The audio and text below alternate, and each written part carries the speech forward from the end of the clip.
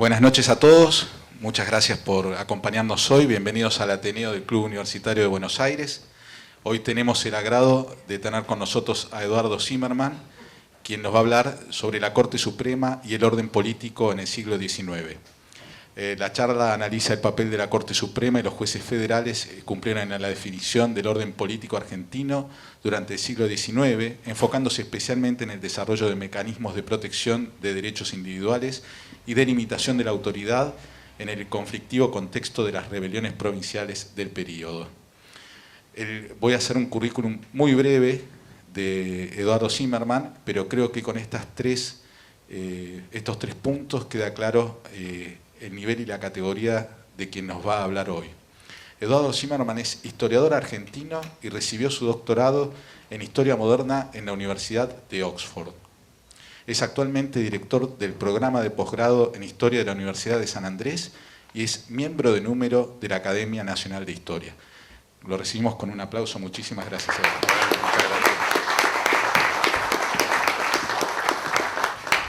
Bueno, muchas gracias por la invitación, muchas gracias por la presentación, gracias a Analía y al señor de remera por la ayuda técnica. Me la voy a reivindicar un poco. Bueno, déjenme contarles un poquito el tema, o mejor dicho, la elección del tema, el porqué de la elección del tema. Tiene obviamente algo de actualidad, pensar en las relaciones entre el Poder Ejecutivo y la Corte Suprema y las instituciones judiciales, pero no fue ese el motivo principal. El motivo principal es presentar algo en lo que vengo trabajando hace algún tiempo, que es ver ese mismo problema de las relaciones complicadas entre Poder Ejecutivo, Corte Suprema, Justicia Federal en general, en el proceso de construcción del Estado Nacional. Particularmente en la elección del periodo es entre las presidencias de Sarmiento y Roca. Sarmiento asume la presidencia en 1868, sucedido por Nicolás Avellaneda, y en el 80 Roca. ¿Por qué?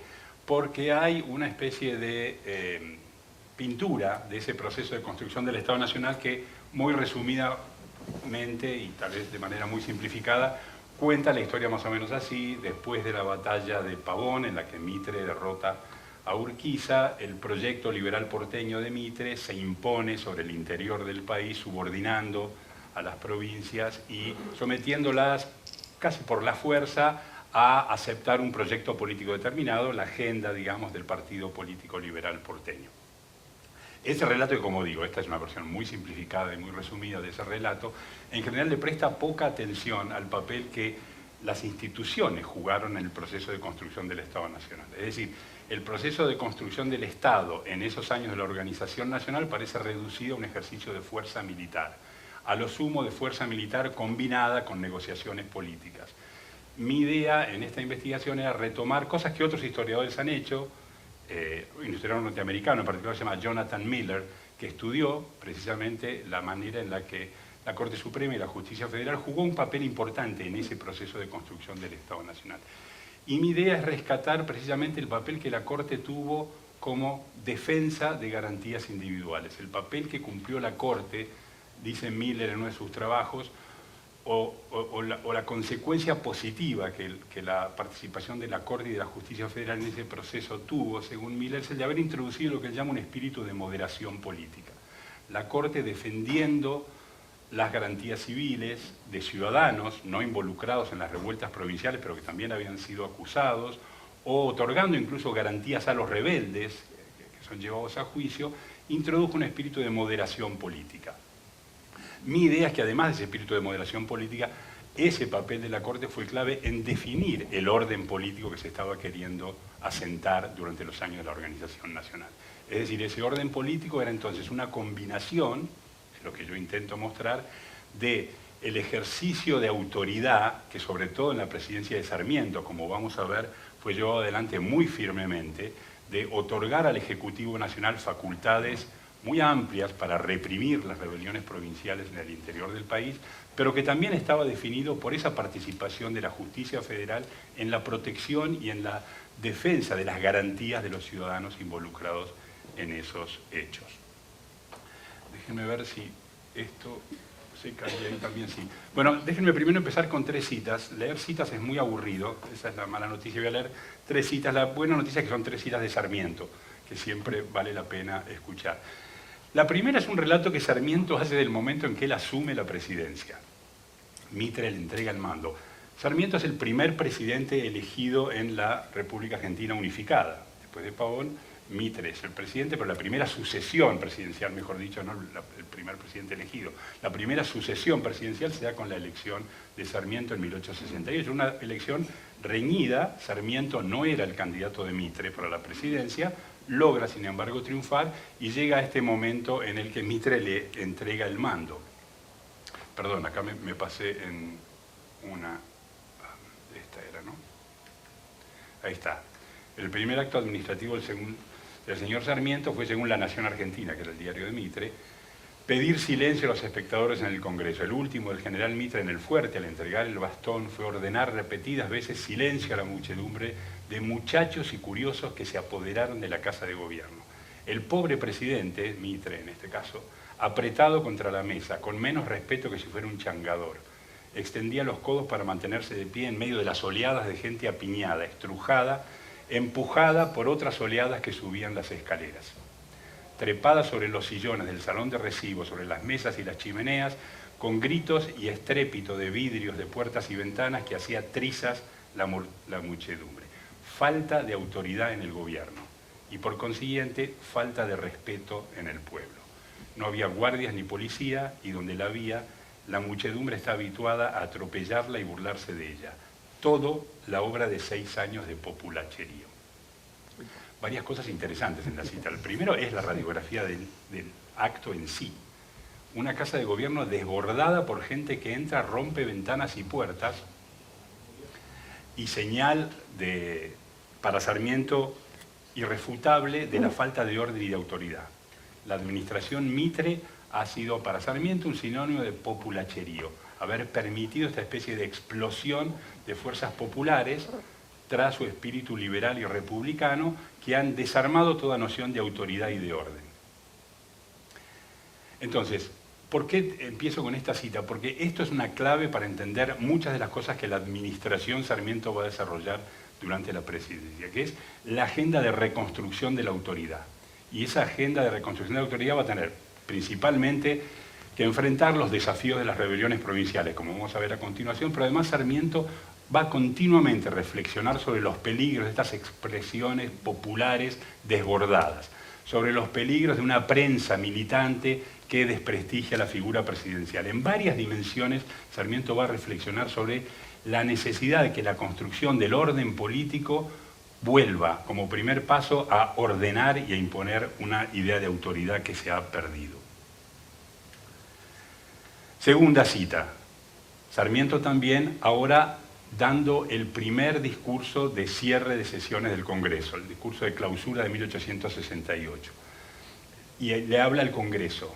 Y Sarmiento va a tener unos cuantos conflictos con el Congreso. El Congreso va a frenarle muchas veces el intento de utilizar medidas que tienen dudosa constitucionalidad.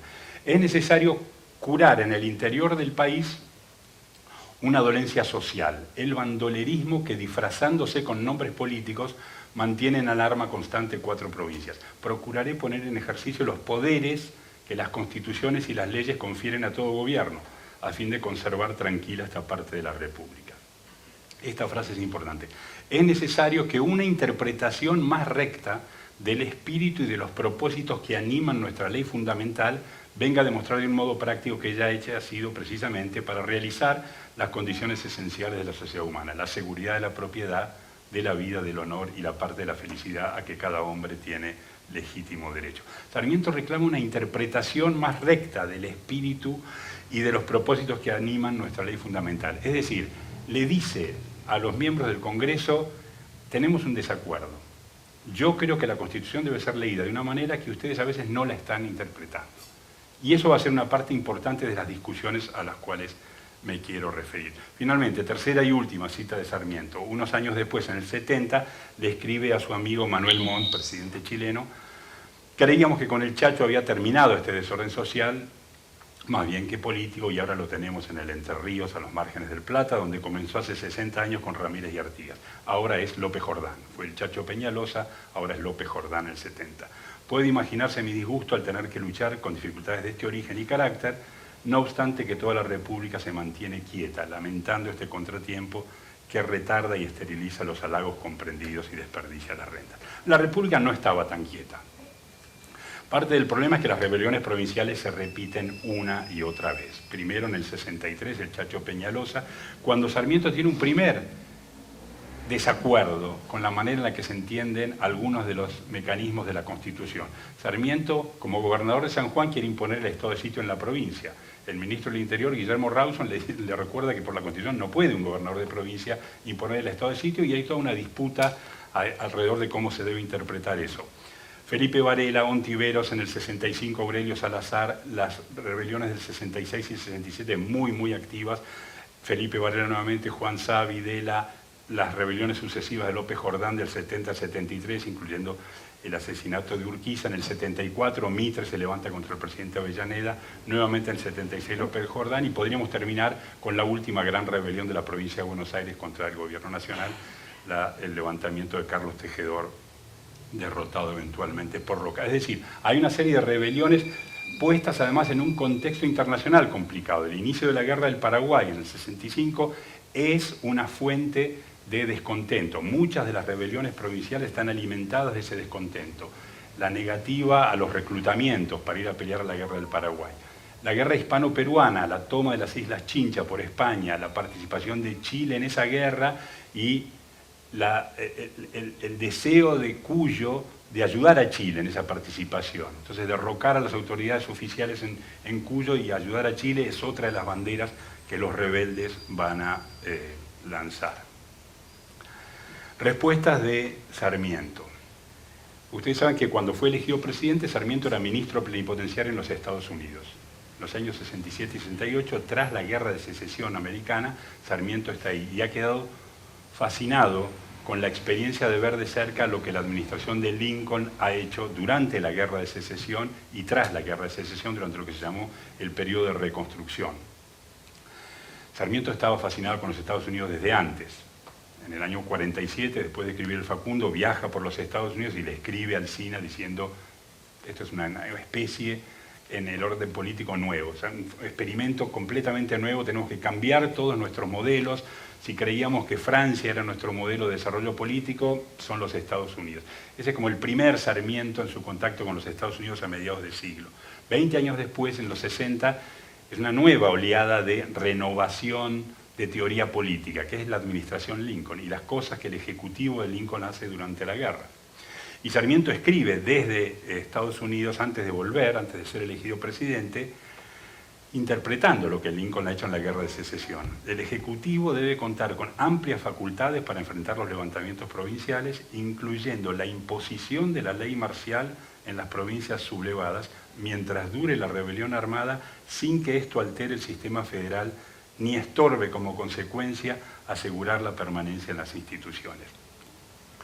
Cuando muere Lincoln, Sarmiento escribe una vida de Lincoln, escribe una biografía y se ve reflejado permanentemente en su papel en la presidencia de la Nación Argentina, enfrentando las rebeliones provinciales con lo que Lincoln tuvo que atravesar con la secesión que la Confederación de Estados le planteó a la Unión y a la permanencia de la Unión.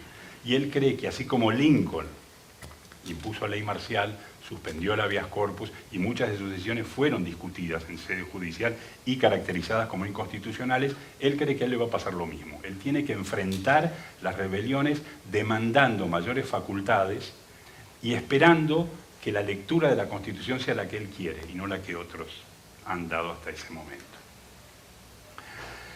Esta es la portada de un texto elaborado por un colaborador muy cercano a Sarmiento, Clodomiro Quiroga, un manual del ciudadano, que en sí mismo es un tema interesante para estudio, la cantidad de catecismos cívicos, manuales del ciudadano que se produjeron en estos años para divulgar los principios constitucionales en la población en general, en estudiantes universitarios y en escuelas. Entonces, Manual del Ciudadano, texto sobre el gobierno cuidadosamente anotado con numerosas definiciones y citas explicativas de la Constitución tomadas de jueces y estadistas americanos, europeos y argentinos y de otras autoridades respetables.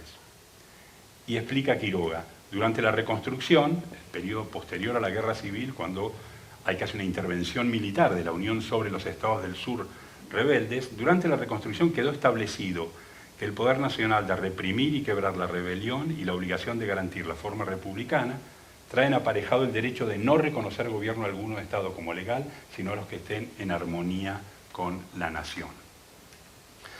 Estas son otras portadas de otros textos también traducidos en esos años. El primero, la traducción de Luis Varela, LBB es Luis Varela, que traduce un tratado de Pomeroy, una sección del tratado de Pomeroy sobre los poderes ejecutivos del gobierno de los Estados Unidos. Nicolás Calvo traduce el texto clásico de Story, hubo varias ediciones de esa traducción de Calvo del comentario sobre la Constitución de los Estados Unidos, y Alejandro Carrasco Albano, del Gobierno y Jurisprudencia Constitucional de los Estados Unidos de Kent, otro tratado constitucional muy popular. Y hay muchos más. Estos son simplemente algunos ejemplos de una enorme cantidad de traducciones de doctrina constitucional norteamericana que Sarmiento fomenta desde la presidencia. El Gobierno Nacional va a subsidiar muchas de estas publicaciones. La intención de Sarmiento es clara. Uno, continuar esta idea de que, como dijo Gorostiaga en Santa Fe, la Constitución se ha vaciado en el molde de la Constitución norteamericana, pero además interpretarla ahora a la luz de la experiencia lincolniana. Por eso ese texto de Pomeroy sobre los poderes ejecutivos del gobierno de los Estados Unidos es tan importante. Hay que reforzar la autoridad del Ejecutivo Nacional, interpretar la Constitución como de manera más laxa, otorgándole al Ejecutivo Nacional esa facultad. Esas facultades implican de vuelta ampliar la capacidad del presidente para, por ejemplo, ordenar operaciones militares, para suspender el habeas corpus, para el estado de sitio, para las intervenciones federales. En cada uno de esos temas va a haber disputas entre el presidente y el Congreso. Y lo que yo voy a intentar mostrar es que también las instituciones judiciales cumplieron un papel en moderar esa definición del orden político según el modelo que Sarmiento quería llevar adelante. La Corte. La composición de la Corte también fue interesante en sí misma. En el 63, Mitre, dice de paso, hay también un texto muy importante que refleja cuán de cerca se seguía en la Argentina al modelo norteamericano. Manuel García, enviado a los Estados Unidos, le envía a Mitre un estudio sobre las instituciones judiciales norteamericanas. Las leyes que organizan la Corte Suprema y los juzgados federales en la Argentina están prácticamente copiadas de las leyes norteamericanas, siguiendo ese modelo de García. Mitre ha producido un hecho político interesante en la formación de la primera Corte, muy lejos de formar una Corte adicta, como tradición argentina que se va a desarrollar más tarde en el tiempo. Mitre convoca a integrar esa primera Corte en general a gente que no estaba en sus mismos lineamientos políticos. Invita primero a Valentín Alsina, que no acepta. El primer presidente va a ser Francisco de la Carrera, va a ser seguido por Salvador del Carril, que había sido vicepresidente de la Confederación con Urquiza, etcétera, etcétera. Esta es la composición de las Cortes. Después podemos decir algo más sobre algunos personajes importantes en cada uno de estos periodos. Los juzgados de sección. El Poder Judicial Federal, integrado por una Corte Suprema, y juzgados federales llamados desde entonces juzgados de sección. Algunos puntos que marcan la debilidad estructural del Poder Judicial Federal en estos años. Hay en la Argentina, según el primer censo nacional de 1869, sobre una población total de 1.880.000 personas, 439 abogados. En Santiago del Estero hay 4, según el censo, en Jujuy hay 5, y parecidos números en otras provincias del norte. ¿Por qué es esto importante? Es difícil ocupar los juzgados. Hay pocos letrados. Hay una tradición de jueces legos, pero la justicia federal quiere ser ocupada ahora por gente con una trayectoria más importante. 29 de los primeros 60 jueces que yo busqué eran graduados de Córdoba, 15 de Buenos Aires, 5 de Chuquisaca, 2 de Montevideo. Me faltó información sobre algunos casos. De esos primeros 60 jueces federales, más del 90% habían ocupado cargos políticos a nivel provincial o nacional antes o después de su designación como jueces federales. Esto refuerza un poco el primer punto. Esa escasez de abogados hacía que los letrados ocuparan posiciones políticas, ocuparan secretaría de algún diputado, tal vez alcanzaban una posición en la legislatura provincial, de ahí podían ser nombrados jueces, de ahí pasaban a formar un elenco político nacional como diputados o senadores, o podían volver como gobernadores. Es decir, hay una vinculación muy estrecha entre la justicia federal y la política en esos años, marcada no solo por los intereses políticos de los actores, sino también por esta debilidad estructural de muy pocos letrados con conocimiento de derecho público para ocupar los cargos de los estados provinciales y nacional en formación. Unos años más tarde, el gobierno nacional tiene como total de de personal empleado, 12.800 personas. El Ministerio de Justicia, Culto e Instrucción Pública, 1.454. De ese total, solo 86 personas trabajan en la justicia federal y ya estamos hablando de 1.876, unos años más tarde.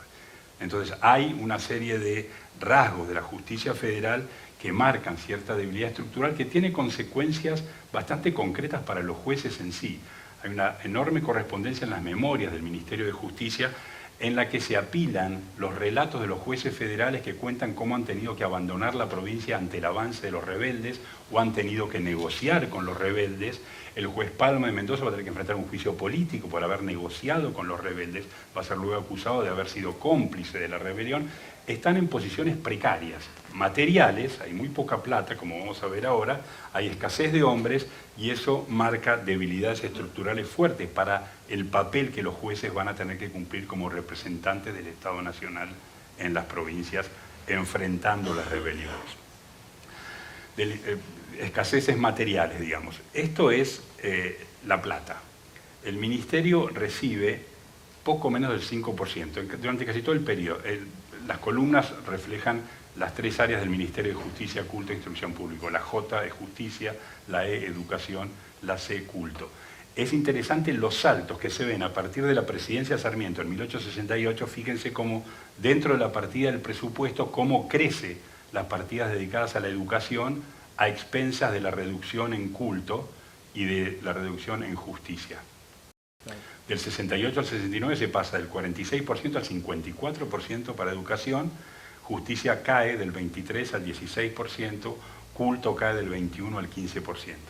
Del 72 al 73, llegando al final de la presidencia, la partida para educación salta del 67 casi al 68-21, justicia vuelve a caer del 12 al 11,5% y culto se mantiene más o menos en el 12-13%. Es decir, eso refleja que también la otra cara del proyecto sarmientino, podríamos decir. Si a él le va a interesar construir autoridad, fortalecer la autoridad del Ejecutivo Nacional, también le interesa el proyecto educativo. Aplacar la rebelión también necesita la creación de ciudadanos sistemática a través de la educación popular. El otro gran proyecto que Sarmiento va a adoptar de los Estados Unidos. Lincoln, por un lado, el gran educador de Massachusetts, Horace Mann, por otro. Esas son como las dos grandes figuras que en los años 60 Sarmiento admira en los Estados Unidos y quiere reproducir los sistemas desarrollados por ambos en la Argentina. Una construcción de un ejecutivo fuerte, una construcción de un sistema de educación popular que fortalezca la creación de ciudadanos, como otra manera de definir el orden político que se quiere asentar. Jueces, rebeliones, los delitos. Las leyes definían los dos delitos principales a los que la Corte Suprema y los jueces federales van a tener que tratar. La rebelión es un alzamiento contra el gobierno nacional, penas de destierro por 10, 6 y 4 años, o servicio militar en las fronteras, o multas. La sedición, alzamiento en armas de una provincia contra otra, o para impedir la ejecución de leyes nacionales, destierro nuevamente o servicio militar en la frontera, muy usado. Esta segunda pena se manda a servir en la frontera. Importante, ninguno de los dos delitos será sancionado con la pena de prisión. Esto es algo que los jueces van a repetir una y otra vez como una falencia de las normas.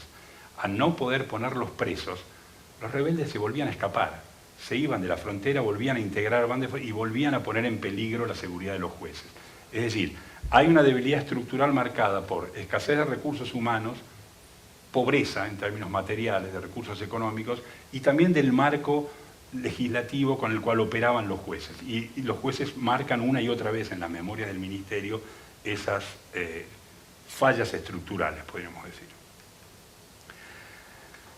Y empiezan a operar. A partir del 63, muy poco, como vemos aquí, la cantidad de causas por rebelión y o sedición, los dos delitos definidos recién por las normas, en sede federal. Las revueltas del 63, todavía muy poca actuación, ninguna causa llega a la Corte, solo 2 causas en los juzgados federales.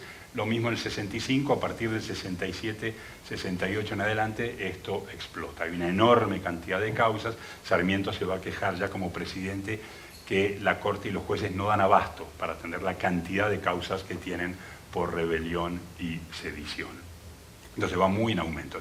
Más todavía se van a notar las falencias de eso Y es importante ver cómo, a pesar de esas falencias y de esas dificultades, la justicia federal actúa, y actúa activamente para tratar las causas por rebelión y sedición, no siempre en el sentido que Sarmiento hubiera querido, que es castigando severamente a los rebeldes, sino por el contrario, defendiendo las garantías de los rebeldes, exculpando de responsabilidad a los civiles involucrados en las rebeliones muchas veces. Esos son principalmente los dos sentidos en los que, me interesa remarcar la actuación de la Corte y los jueces. Por un lado, protegiendo a civiles que han quedado involucrados en las rebeliones, los jueces los acusan por cómplices.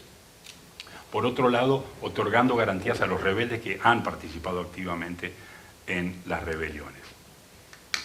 Esto también es interesante, los jueces no todos fallaban por igual. Aquí tomé dos jueces, el juez federal de San Juan, de La Vega, y el juez Palma, de Mendoza.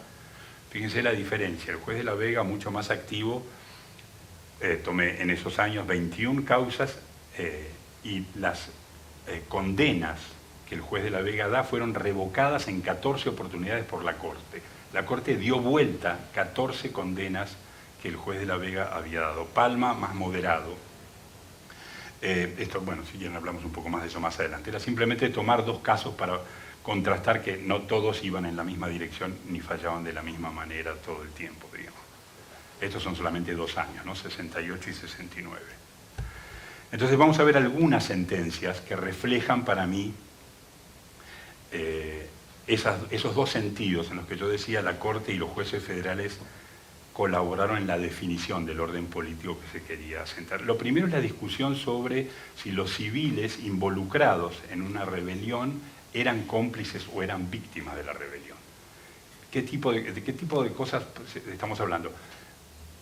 Caen los rebeldes a un pueblo de provincia y le exigen a todos los ciudadanos el pago de una contribución en especies, cueros de ovejas o alimentos.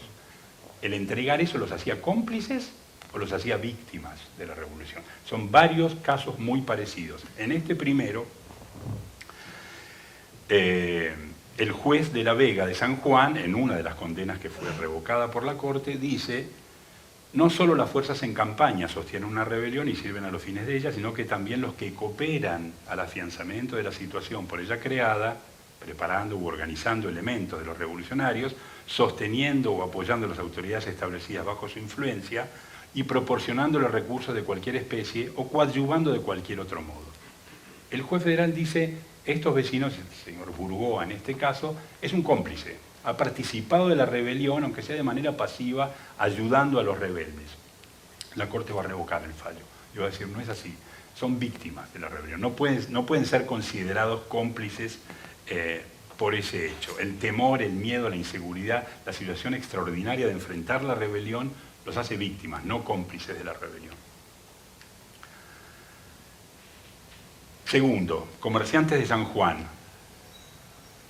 los derechos de importación que se le entregan a los rebeldes como pago.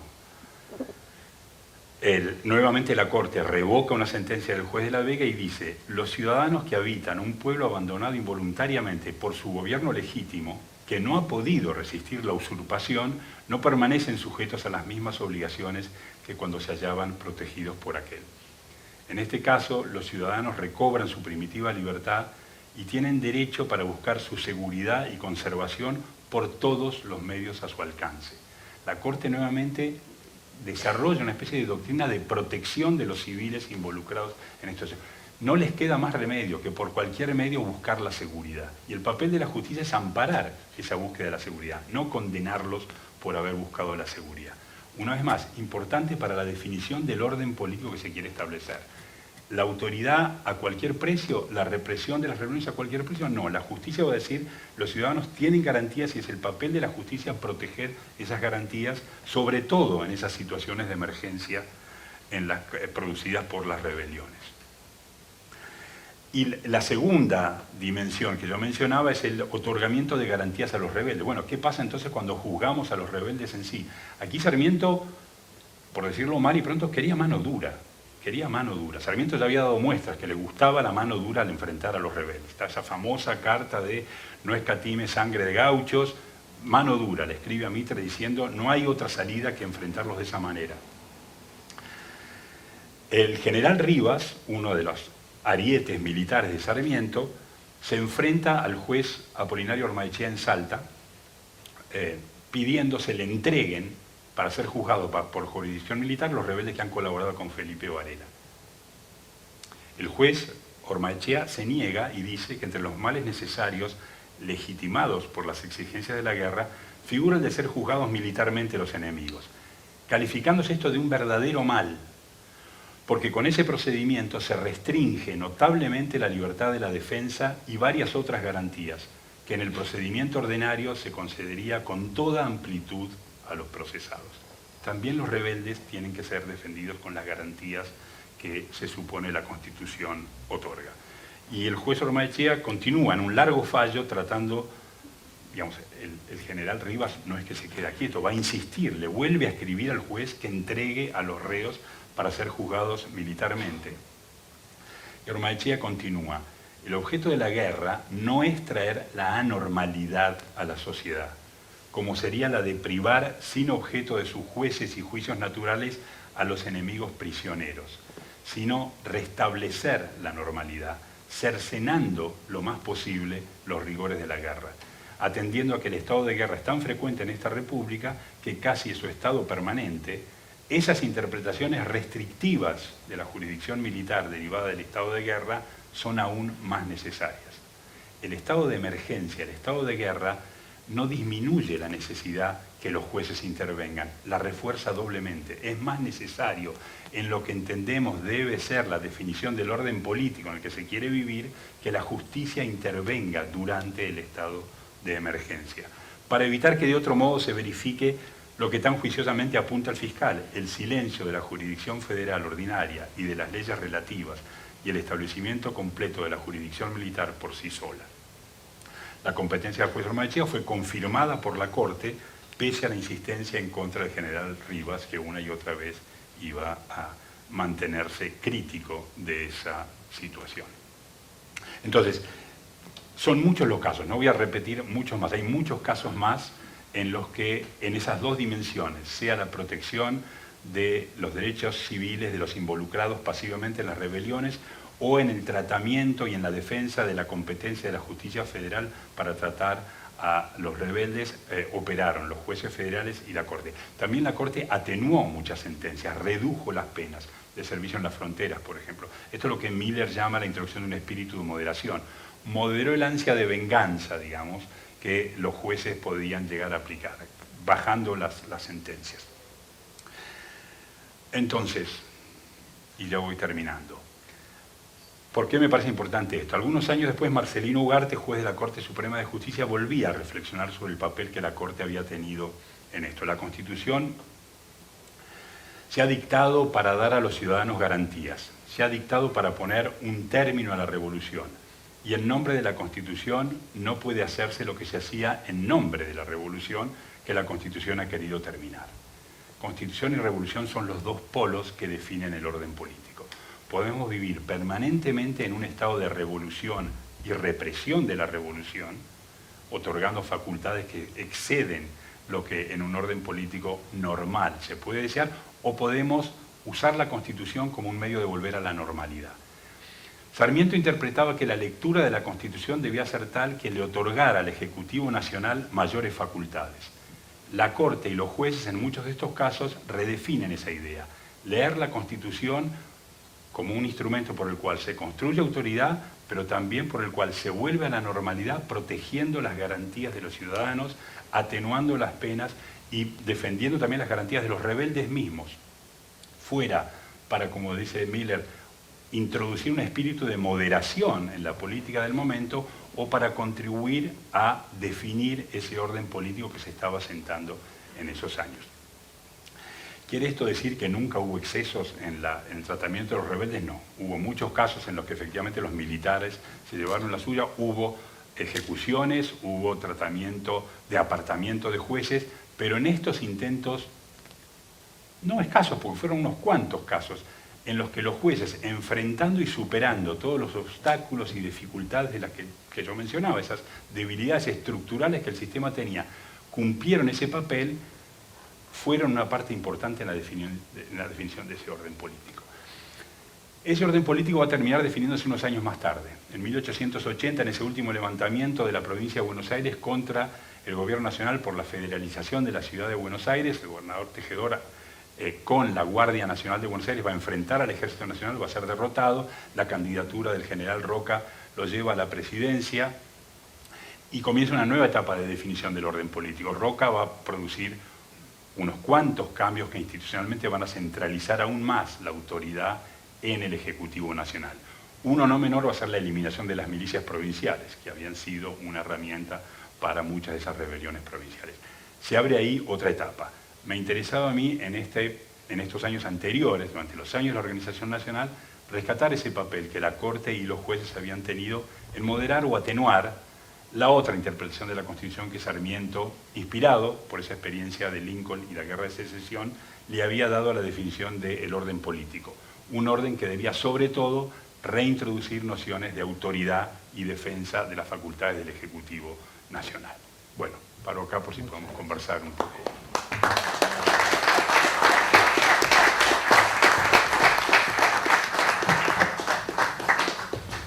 Muchas gracias, Eduardo.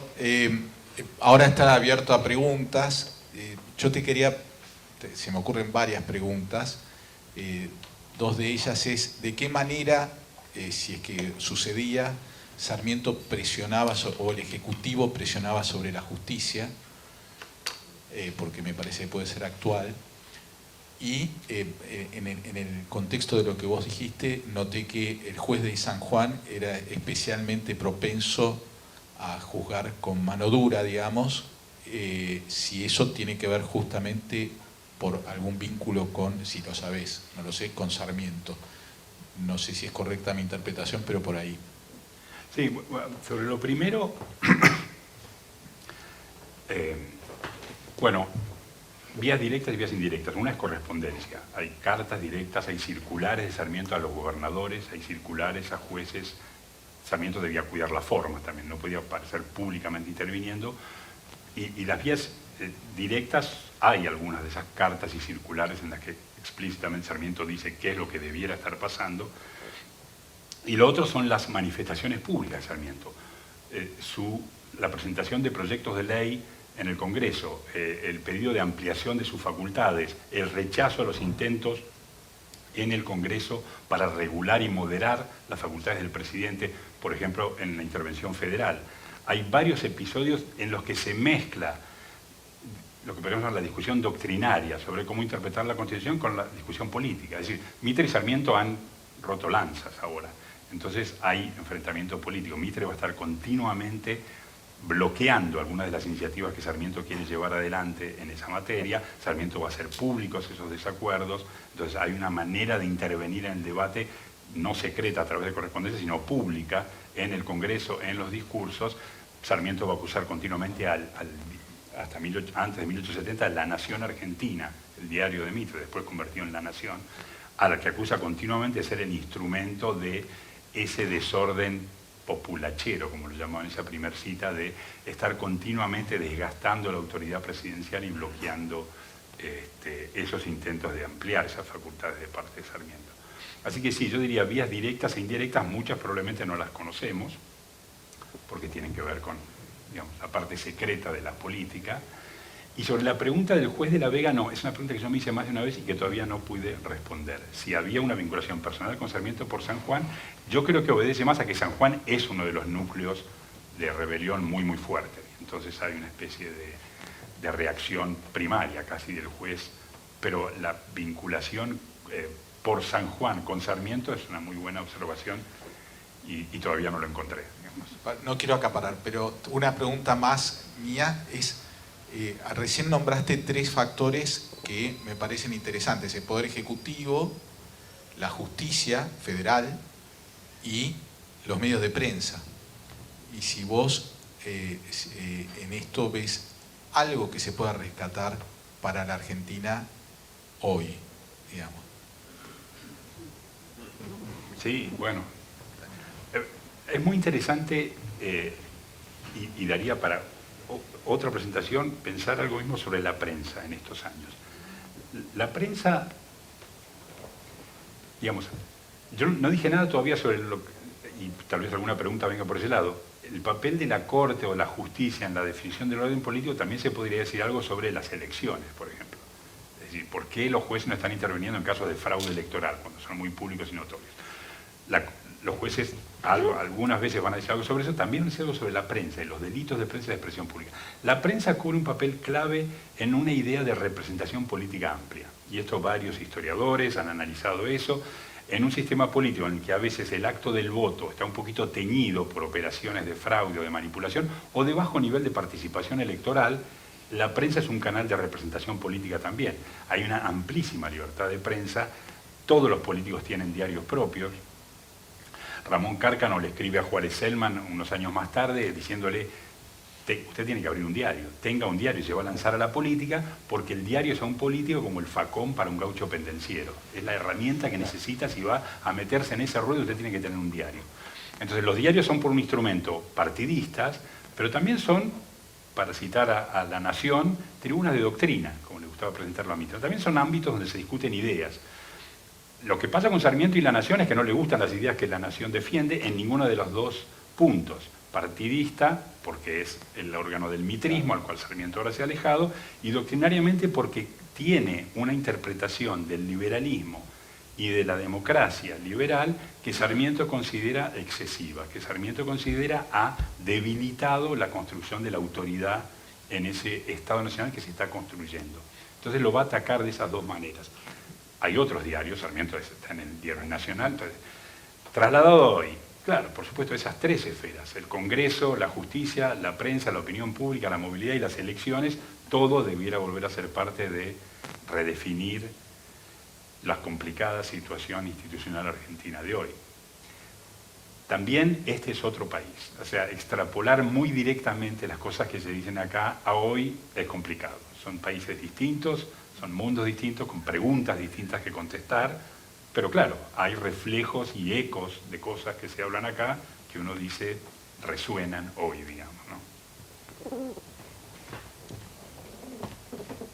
Bueno, no sé si hay alguna pregunta.